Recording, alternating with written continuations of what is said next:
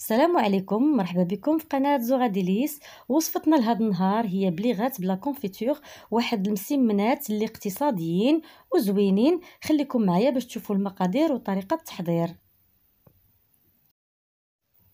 كنحتاج 500 غرام د الفورس، خمارة، معلقة د الخميرة د الخبز، شوية د الملحة، بيضة، 3 د المعالق ديال الزيت، 2 معالق كبار ديال السكر كلاصي، شويه ديال الفاني اولا الساشي اللي عندكم، شويه ديال الكونفيتور، والماء دافي باش كنعجنوا الخليط. اول حاجه كنبدا بلا فارين، كنديرها في الروبو، كنضيف الملحه، سكر كلاصي، تقدروا تستعملوا سنيده، الخميره الفوريه، وكنخدم الروبو. هاد البليغات نقدر نعجنهم عادي حتى باليد، ماشي مشكل.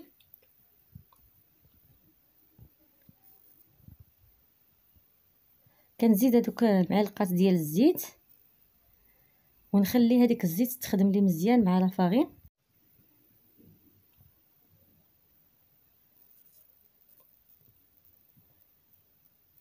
خاص هذاك الزيت تخدم مزيان مع لا فارين، تدخل معاها مزيان.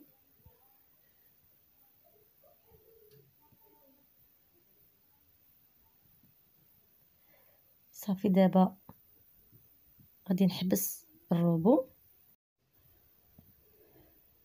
غادي نضيف دابا راس معلقه ديال نكهه الفاني، من الاحسن ديروا ساشي، بيضه،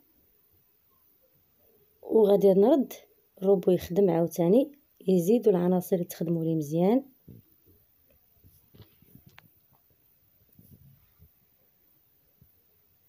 كنضيف هذيك الخماره اللي عندي،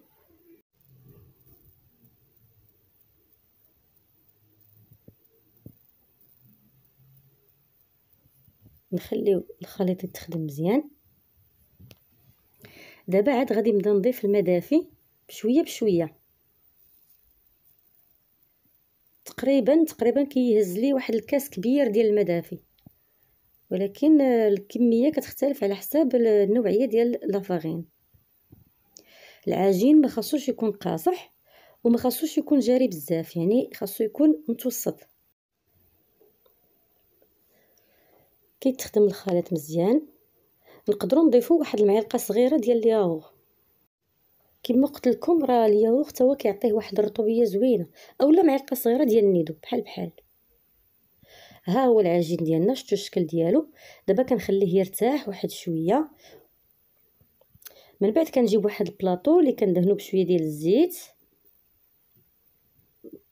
كنطيليها مزيان باش ما يلصقليش فيها العجين من بعد، وكنخرج كويرات. كنحاول نديرهم متقادين، كنكون دهنت يدي بالزيت باش ما كتلصقليش في يدي. نحاول نخرجهم متقادين متساويين،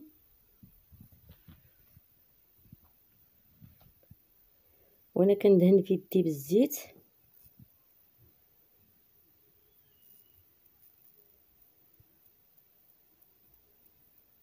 صافي جاوني هنا 8 ديال الكويرات، ها هما 500 غرام ديال الفورس. كنخليهم يرتاحوا. من بعد ما ارتاحوا لي مزيان كنبدا نطلقهم بشويه ديال الزيت والزبده دايبه. الزبده هنا نقدروا نستعملوا المارغرين، هي اللي كتعطينا واحد التوراق زوين للعجين. كنطلقوا العجين مزيان، كندهنوه بالزيت والزبده، كنطويوه على الشكل ديال المسمن عادي، المسمن اللي كنديرو في الدار يعني العادي. ملي كنديروه على شكل مربع كناخذوا الجنيبات وكنلاقيوهم بهذا الشكل، كيعطيونا الديكور ديال بليغه. غنعاود لكم واحده اخرى باش تشوفوا. ديما كندهن بالزبده وبالزيت وكنورق، وانا كندهن.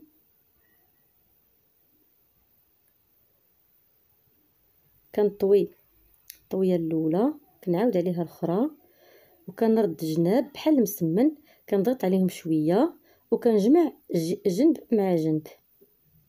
وكنضغط بصبعي مزيان باش ما يتحلوليش في الطياب. نقدروا انا هنا عمرتهم بالكونفيتور، تقدروا ديروا لهم لا كريم باتيسير، تقدروا ديروا لا صوص شوكولا، كيجيو زوينين. ها الشكل ديالهم في الاخر كيفاش كيجي. دابا كندهنوهم ببيضه معاها شويه ديال الحليب وقطيره ديال الخل. كنحاول ندهن الجنيبات كاملين باش كيتحمروا لي في الفران.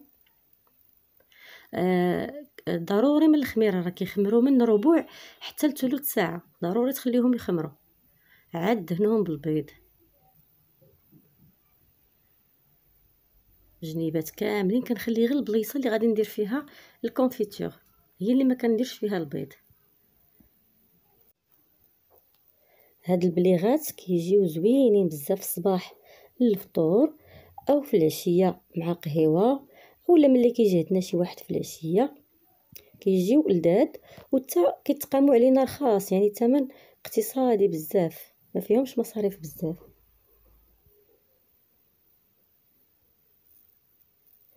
غير هما ضروري من الخميره، كنركز على الخميره، ضروري يرتاحوا.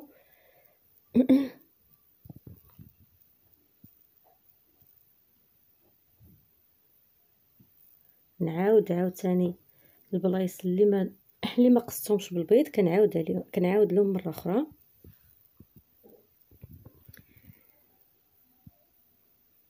ودوك الجنيبات كنحاول نزيرهم مزيان باش ما يتحلوليش في الفران.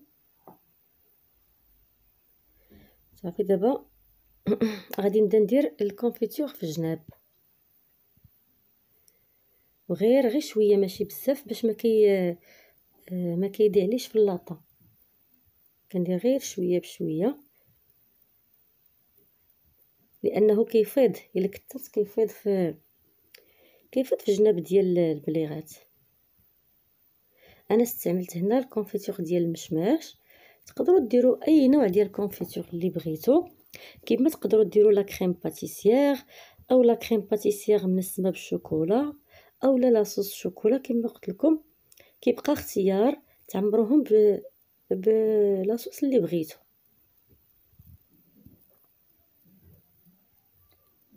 انا هذه عمرتها بزاف، غادي نحاول نقص.